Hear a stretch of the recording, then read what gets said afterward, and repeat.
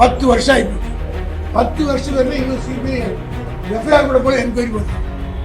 Mind of the public இந்த தேரத்தில் ஒரு இமேஜை ஸ்பாயில் பண்ணணும்னு பார்க்குறாங்க. 1000 வழக்குகள் போட்டார்.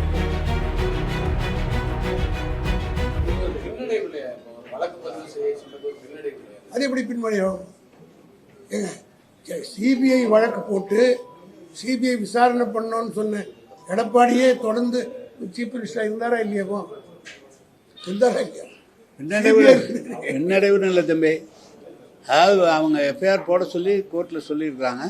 ஏற்கனவே டீட்டெயில் என்கொயரி தமிழ்நாடு அரசு சார்பாக முதலமைச்சர் என்கொயரி பண்ணி டீட்டெயில் என்கொயரி நடந்துக்கிட்டு இருக்கும்போது பப்ளிக் லிட்டிகேஷன் கேஸில் இவர் பேரில் வழக்கு பதிவு பண்ணணும்னு போட்டதில் கோர்ட்டுக்கு வந்து எஃப்ஐஆர் போட சொல்லியிருக்கோம். எஃப்ஐஆர் போடுறதுக்கு முந்தைய டீட்டெயில் என்கொயரி பண்ணியிருக்காங்க. இதில் எந்த தவறும் நாங்கள் செய்யலை.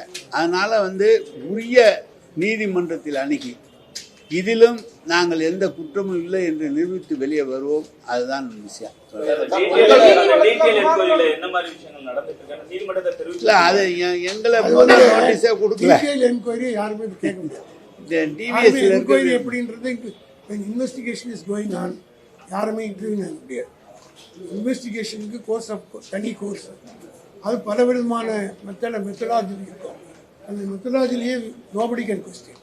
அதை ஃபைனல் பண்ணி வருகிற போது தான் இதெல்லாம் அவங்க பண்ணதில் தப்பு இருந்ததுன்னா அதை பற்றி விவாதத்தில் எடுத்துக்கலாம். ஆஸ் ஆஃப் நோ ஒன்றும் கிடையாது. இந்த எஃப்ஐஆர் மியர் ரிஜிஸ்ட்ரேஷன் எஃப்ஐஆர்னால எதுவும் பெரிய பின்னடைவு திமுக இல்லை.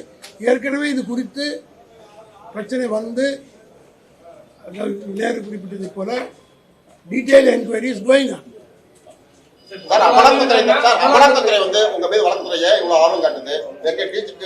அதாவது அமலாக்கப்பிரவி பல முறை சொல்லியாச்சு. இதே அமலாக்கப்பிரவி அதுவும் மோடி ஏற்பட்ட பிறகு உடனே நான் கேட்குறேன், ப. சிதம்பரத்தை இரவோடு ராத்திரி 10-12 மணிக்கு போய் அவருக்கு அரெஸ்ட் பண்ணார்.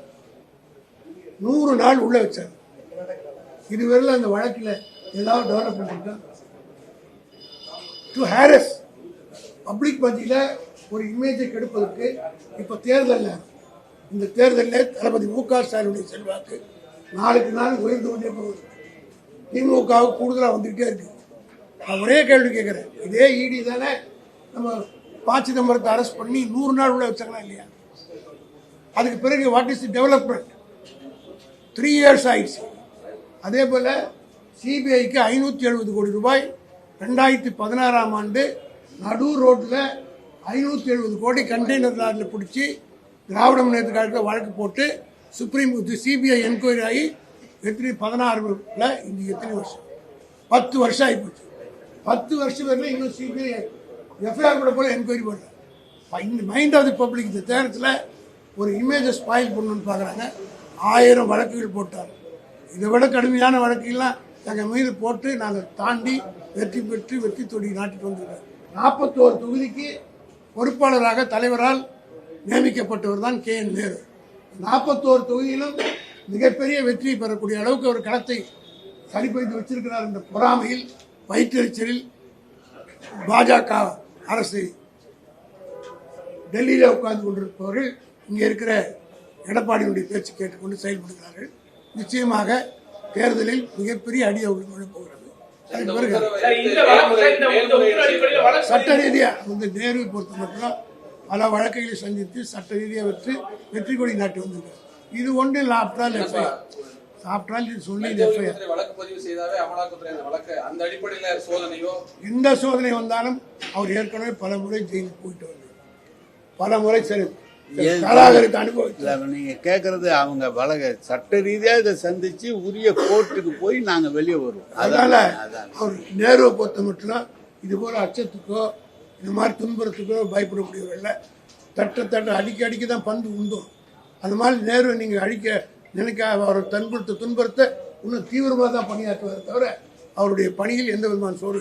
தெரிந்து கொள்ள கீழ்கண்ட கேபிள் மற்றும் DTH நெட்வொர்க்குகளில் எம்நாடு செய்தி தொலைக்காட்சியை காணுங்கள். பாதகம் செய்பவரை கண்டால் நாம் பயம் கொள்ளலாகாது பாப்பா. மோதி மிதித்து விடு பாப்பா, அவர் முகத்தில் உமிழ்ந்து விடு பாப்பா. அண்மை செய்திகளை உடனுக்குடன் தெரிந்து கொள்ள இணைந்திருங்கள் எம்நாடு தொலைக்காட்சியுடன்.